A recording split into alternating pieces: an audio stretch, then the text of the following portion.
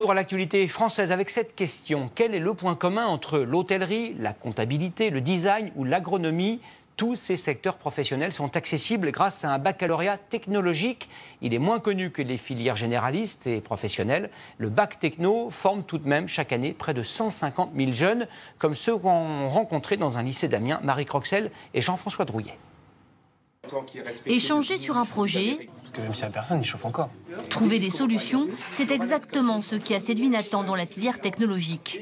Avec ses camarades, ils finalisent le projet qu'ils présenteront au bac, un système d'éclairage et de chauffage d'un cabinet médical, une épreuve majeure, coefficient 12. Dans le bac général, je trouvais que c'était un peu la routine. On faisait à peu près tous les jours la même chose. Tandis qu'en STI, on a tous les jours des nouvelles recherches. Quand on arrive en cours, on ne sait pas ce qu'on va faire.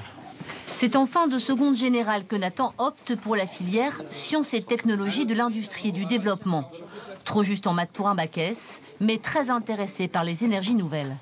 Ils vont connaître aussi bien l'architecture, la construction, l'électronique. Il ne faut pas les cloisonner parce que même pour nous, on s'aperçoit au bout de 15 ou 20 ans de métier, on se dit tiens, en fin de compte, j'aimerais bien faire autre chose, mais je ne peux pas, je n'ai pas les connaissances. Eux, ce ne sera pas le cas. Le bac en poche, tous ces élèves poursuivront leurs études, la plupart en BTS ou en DUT. Si vous voulez comparer au bac pro, on ne prépare pas un métier en bac technologique. D'accord ? On prépare les élèves à poursuivre des études. On ne peut pas travailler avec un bac technologique. Juliette, elle, se rêve déjà architecte d'intérieur. Elle vise un BTS de design d'espace, un nouveau défi après son cursus en art appliqué, lui-même très sélectif.